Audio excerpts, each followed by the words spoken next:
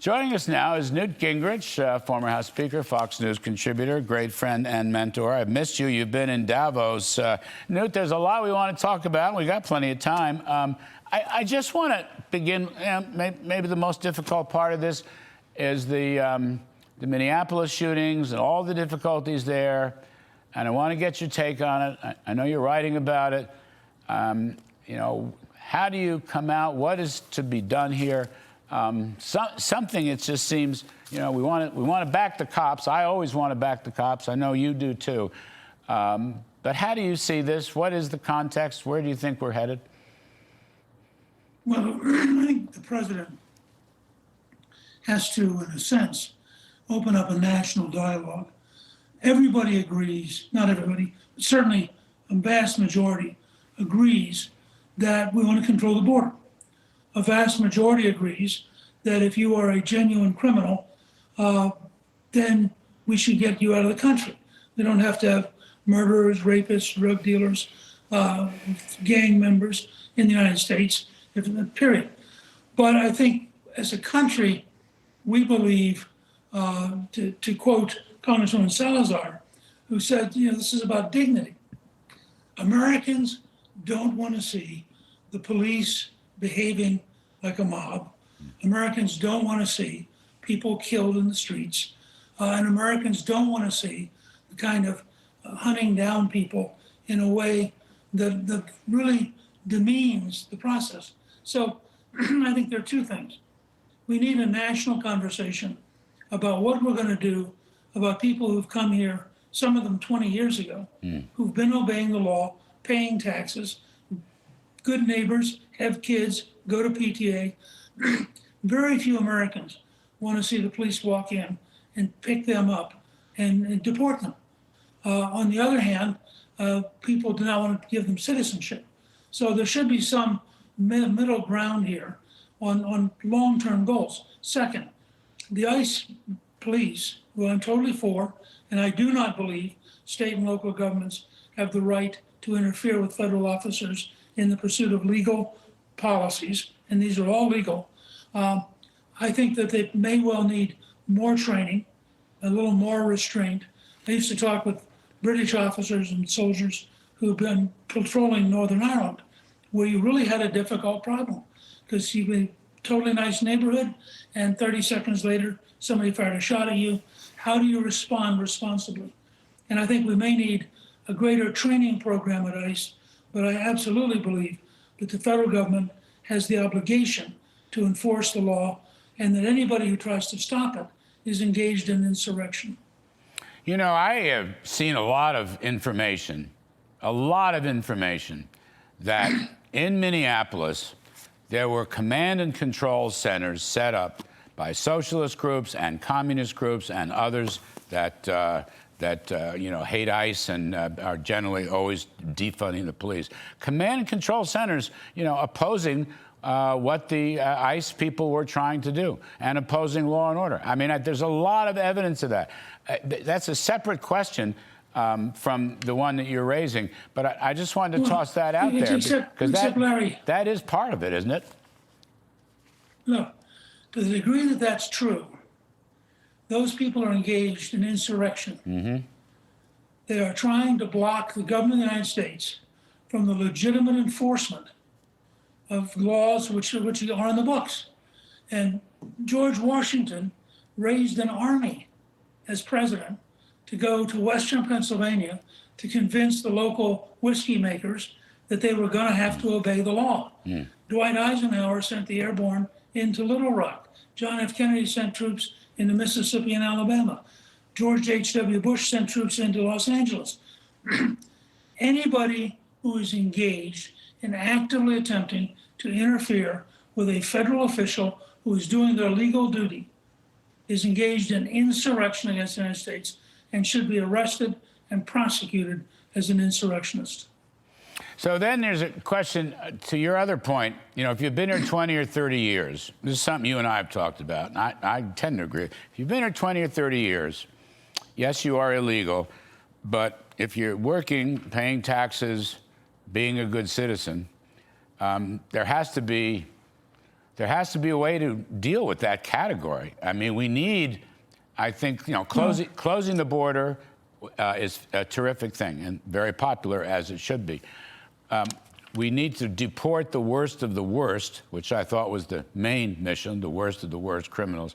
But then you have, what can we do to lay out a new reform package for immigration in general? You know, whether it's $1 million a year or $1.5 million a year, or those people that have been here 30 years that you're talking about. In other words, there's a positive side to this that probably needs attending to. Yeah, look, I think maybe now that we've controlled the border and now that we're proving how really tough we're going to be on criminals, maybe it's the time to really have a genuine conversation.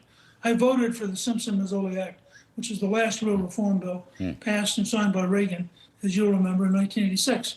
I would argue that the Congresswoman Salazar and, frankly, a number of other members have all been working to lay out the idea, no amnesty, you pay some kind of penalty, so you come in basically out of the dark, we treat you with dignity, you pay a certain amount every year as basically a fine.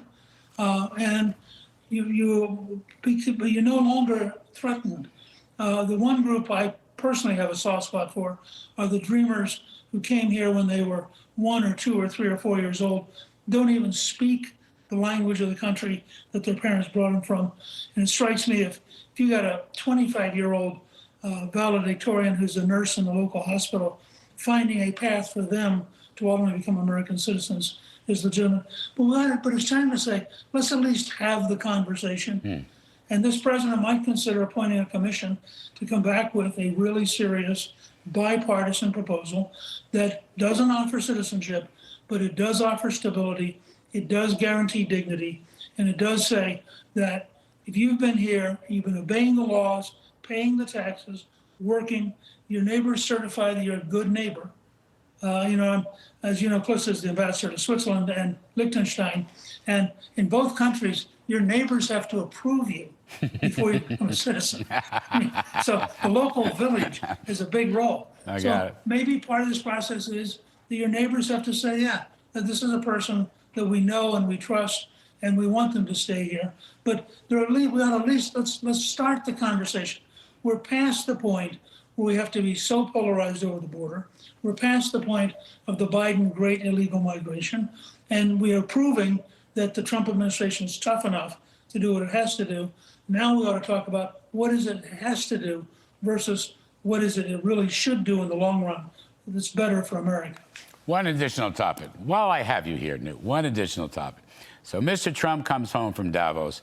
There's more information about the Bush boom, which is the envy of the world. The guy's at the top of his game. He's at the top of the world. He got what he needed from Greenland and that whole discussion.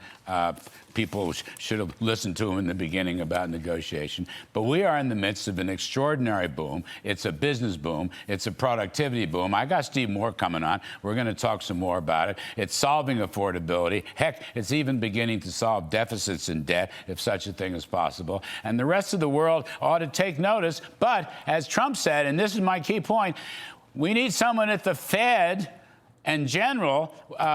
Economic growth does not cause inflation. Economic growth, Trump said that clearly, does not cause inflation. Don't take the punch bowl away. Don't stop the boom. The boom could run 5, 6, or even 7%, Newt. What do you make of that?